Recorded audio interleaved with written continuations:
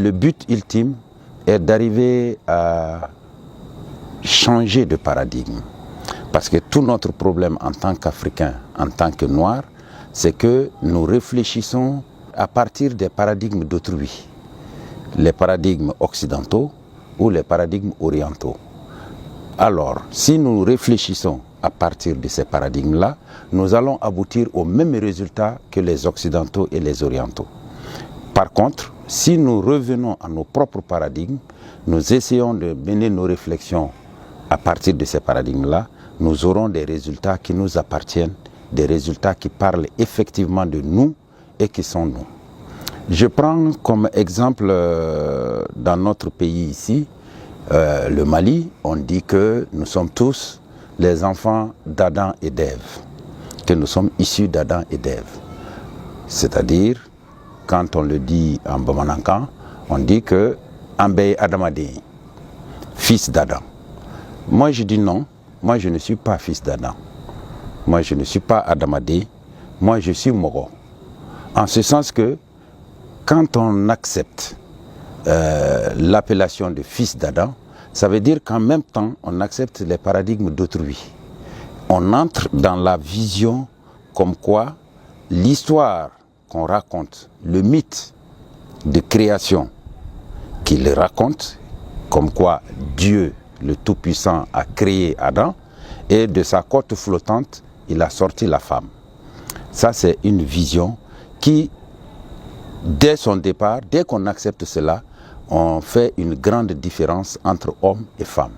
Alors que dans nos paradigmes africains, essentiellement Manding, Bamana, Senoufo, etc., ceci n'est pas du tout vrai. Il n'y a pas que l'homme soit sorti de la femme ou que la femme soit sortie, ou du moins que la femme soit sortie de la côte de l'homme. Ça veut dire que la femme n'a pas été créée, c'est l'homme qui a été créé et la femme est sortie de lui. Donc, c'est une vision très biaisée qui appartient à un autre paradigme. Paradigme occidentaux, paradigme orientaux. Alors que chez nous, nous concevons que si Dieu avait voulu que l'homme et la femme aient une forme d'égalité ou en termes de supériorité et d'égalité, Dieu, comme le dit un de mes amis, Dieu aurait créé l'homme qui allait donner naissance aux hommes. Et il allait créer la femme qui allait donner naissance aux femmes. Mais Dieu n'a pas fait cela. Il a fait sa création. La femme donne naissance et à l'homme et à la femme. Donc, s'il y a idée de supériorité, cela ne peut venir que... cette supériorité ne peut être donnée qu'à la femme, bien sûr, puisque c'est elle qui donne naissance aux deux. Dans notre société, ce n'est pas cela non plus, parce qu'il n'y a pas de supériorité ni d'égalité, il y a une complémentarité. La règle de la complémentarité de la création universelle est respectée dans notre société. L'homme complète la femme complète l'homme. Donc, être Adamadé veut dire accepter déjà la supériorité de l'homme sur la femme.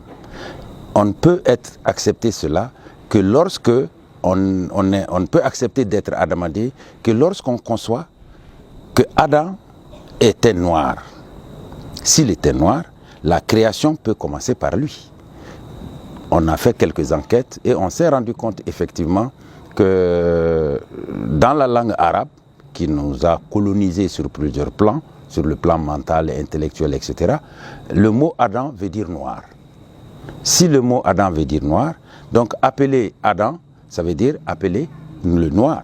Donc il s'agit de l'homme noir, il ne s'agit pas de l'homme de l'écoderme. Il s'agit effectivement du noir dans ce cas-là. Donc voilà une problématique que je soulève dans ce livre-là, avec d'autres.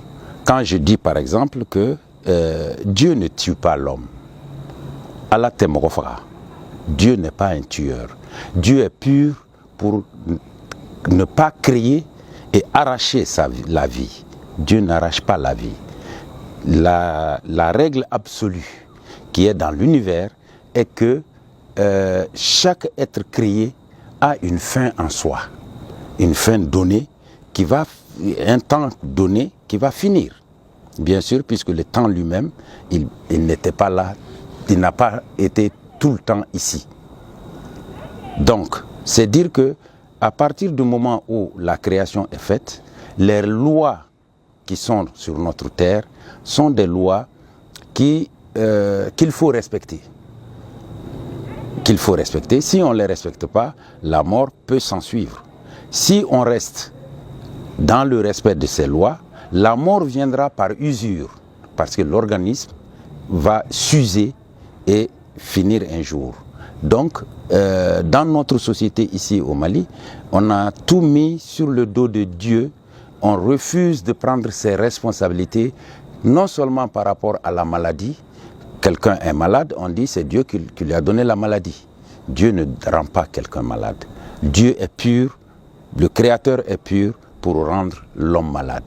Quelqu'un, l'environnement est malsain, les moustiques sont là, nous piquent, donnent le palu, on dit c'est Dieu. Non, c'est pas Dieu. Si on assainit son environnement, les moustiques ne vous tueront, ne vous piqueront pas pour vous donner le palu. Donc, il y a une sorte de fuite de responsabilité dans cette expression. Et cette fuite de responsabilité, il faudrait qu'on change de paradigme parce que dans la société africaine, de façon générale, Dieu ne tue pas. Quand quelqu'un meurt, on cherche les raisons pour lesquelles la personne est morte. On cherche les raisons. On essaie de voir, on va chercher chez le devin, on essaie de voir pourquoi cette personne est morte. Elle est morte d'une maladie, elle est morte d'un sort, elle est morte de vieillesse, etc., etc. Il n'y a jamais de mort en Afrique traditionnelle qu'on attribue à Dieu. Quelqu'un meurt par accident, c'est la faute de celui qui a provoqué l'accident ou c'est la faute de l'accidenté lui-même. Ce n'est pas la faute de Dieu. Donc, ces visions extérieures ont fait que nous n'avons pas assez de considération pour notre Créateur. On n'a pas assez de considération parce qu'on l'a ramené au niveau de l'humain. On lui attribue nos défauts, on lui attribue nos qualités, on lui attribue même les éléments que nous avons. Il a un bras, il a une bouche, il a une tête, il a etc. Parce que quand on dit qu'il réfléchit, ça veut dire qu'il a une tête. Quand on dit qu'il parle, ça veut dire qu'il a une bouche. Alors que dans les paradigmes africains, on n'imagine même pas un seul instant attribuer la bouche, la parole, etc., etc. au Créateur. L'Africain ne fait pas ça. Donc, il faudrait que nous arrivions à rectifier nos paradigmes, à retourner dans les paradigmes fondamentalement africains pour pouvoir être nous-mêmes, avoir nos visions, mettre nos visions en valeur pour que nous puissions être vraiment indépendants spirituellement, indépendants sur le plan mental, sur le plan moral, parce que tout est lié. Dès qu'on accepte un concept, tout ce qui sort de ce concept-là, on est obligé de l'accepter. Donc, en acceptant le concept de Dieu, il tue, on accepte tout ce qui arrive, donc on n'a rien à faire.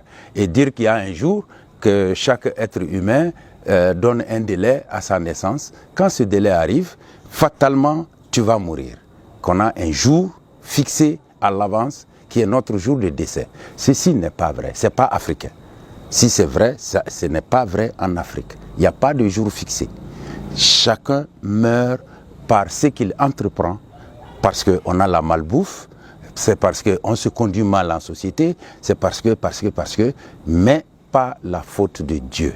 Dieu a fait sa création, le Créateur a fait sa création et ne tue pas sa créature. C'est les lois de la vie, les lois de la terre, les lois de l'existence où nous sommes qui font que nous allons tôt ou tard mourir par quelque chose.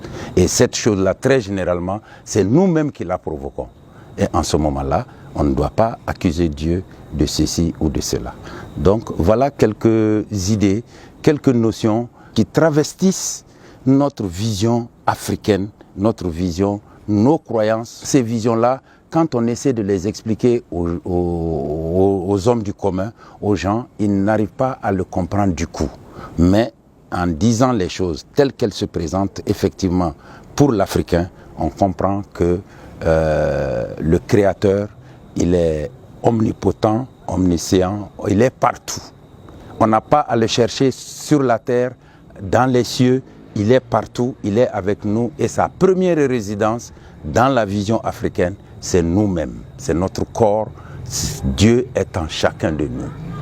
Ça, c'est quelque chose qui est très très important qu'il faudrait que nous arrivions à comprendre et à cultiver.